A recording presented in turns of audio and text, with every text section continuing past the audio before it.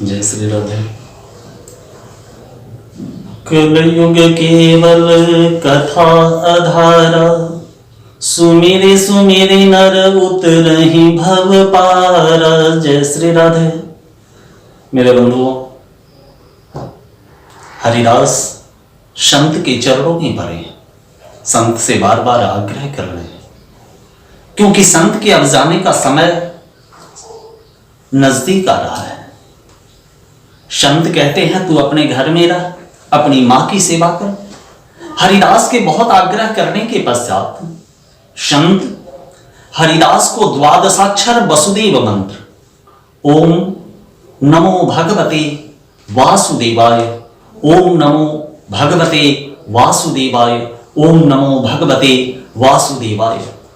मेरे बंधुओं, 18,000 श्लोक वाला विशाल श्रीमद्भागवत महापुराण का हृदय अगर है तो ये द्वादशाक्षर वसुदेव मंत्र है। सोते उठते जागते बैठते खाते पीते कभी भी आप इसका उच्चारण करोगे, आपके जीवन का दुर्भाग्य सौभाग्य में परिवर्तित होगा। आपके जीवन में संपूर्ण आनंद का आगमन होगा। आप अपने सभी कर्मों को करते हुए, आप ब्राह्मण हो, क्षत्रिय हो, वैश्य हो, रंक हो, राजा हो, वेश्या हो, ब्रह्मचारी हो, इसका तात्पर्य नहीं है। द्वादशाक्षर मंत्र का जप करोगे तो आपके जीवन में सब कुछ का आगमन स्वतः कृष्ण कृपा से होगा और किसी मायावी संत पंडित ज्योतिष के चक्कर में जाने की जरूरत नहीं होगी। संत ने हरिदास को द्वादशाक्षर वसुदेव मंत्र दिया, उन्हें अपना शिष्य बनाया। संत की कृपा से हरिदास का जीवन बदलने लगा। संत ने कहा हरिदास से, तू अपने घर में रहकर इस मंत्र का जप करना। हरिदास ने कहा, गुरुदेव मंत्र जप के लिए तो माला की आवश्यकता होगी। संत ने बड़ा सुंदर कहा, रे 1 माला 2 माला 3 माला 4 माला के चक्कर में तू मत पड़। तू मंत्र जप करता रह, गिनती करना तो वह गोविंद का काम है। तूने क्या किया नहीं किया ये सारा कार्य वह करता है। कैसे करता है? तुझे तो परमात्मा दिखाई नहीं देता, पर कभी सोचा है? कबीरदास ने अपने बीजक में लिखा, चींटी पैर में बांधे घुंघरू, वह भी साहब सुनता है। 84 लाख योनियों में सबसे छोटी अगर कोई प्राणी है तो वह चींटी है। चींटी का पैर कितना छोटा होगा, छोटे से पैर में घुंघरू कितनी छोटी होगी, और छोटी सी घुंघरू की आवाज कितनी छोटी होगी, कितनी मधुर होगी, और वह भी उस गोविंद को, उस साहब को, उस परमात्मा को सुनाई देता है। चींटी पैर में बांधे घुंघरू, वह भी साहब सुनता है। तो तुम जो कर रहे हो उसकी व्यवस्था करना उस परमात्मा का काम है, उसका काउंट करना उस गोविंद का काम है। तुझे तो निरंतर मंत्र जप करने की आवश्यकता है। इतना समझाकर विधि विधान के तरीके से संत की विदा हुई और संत वहां से प्रस्थान कर गए। मेरे बंधुओं, जब भी हरिदास संत प्रदत्त द्वादशाक्षर वसुदेव मंत्र का जप करना प्रारंभ करते, उनकी माता उन्हें प्रताड़ित करती, उन्हें समझाती, कहती ये मंत्र जप करना, ये पूजा करना, ये तपस्या करना तेरे लिए नहीं है, तू दासी का पुत्र है। अरे राजा महाराजा संपन्न लोग मंत्र जप किया करते हैं, तेरा काम तो धनवान लोगों की सेवा करना है, उनका टहल करना है, ताकि वे तुझे भोजन देंगे, कुछ द्रव्य देंगे, कुछ अन्न देंगे, कुछ वस्त्र देंगे, जिससे तेरा भरण पोषण होगा। हरिदास दुखी हो जाते, अक्सर माता उनको प्रताड़ित करती रहती। संत ने कहा था हरिदास से, जब तेरी माता तुझे प्रताड़ित करेगी तो तू दुखी मत होना, क्योंकि जब भक्त दुखी होता है तब परमात्मा ठाकुर कोई ना कोई लीला करते हैं। अंतरात्मा से जिस रोज तू दुखी हो जाएगा, कोई ना कोई घटना अवश्य घटेगी। एक रोज की बात है, ए वेदव्यासी, रात्रि के चतुर्थ पहर में मैं द्वादशाक्षर वसुदेव मंत्र जप कर रहा था। मेरी माता आई और मुझे बहुत भला बुरा कहा।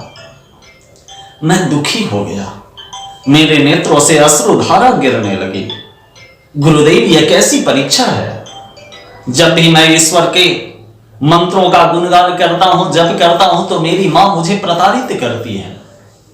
संत ने मना किया था तो दुखी मत होना, फिर भी मैं दुखी हो गया।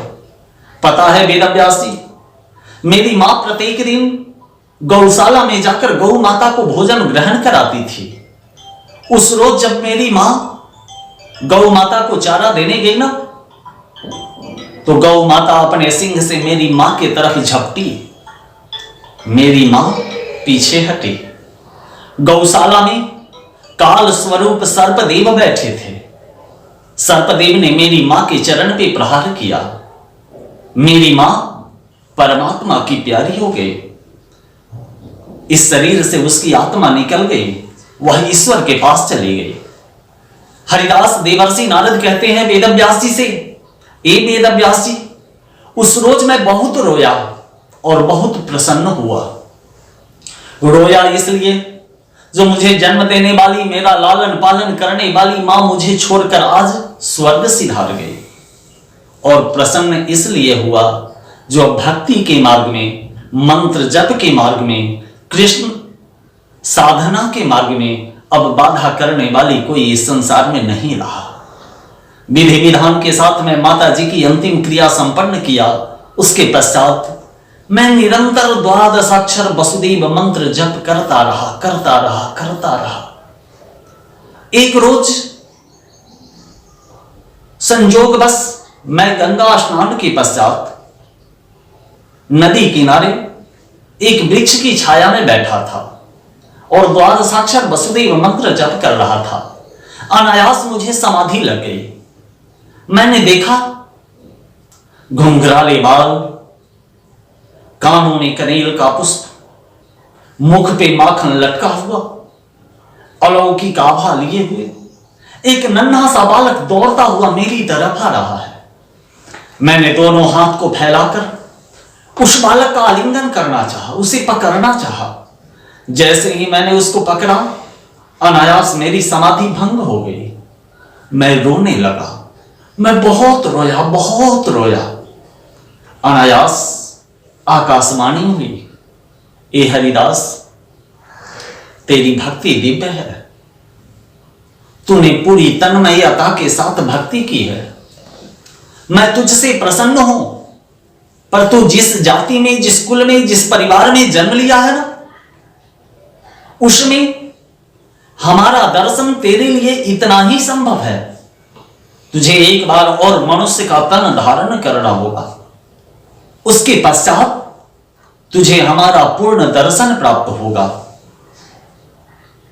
इस जीवन में इतना ही दर्शन संभव है। जय श्री राधे।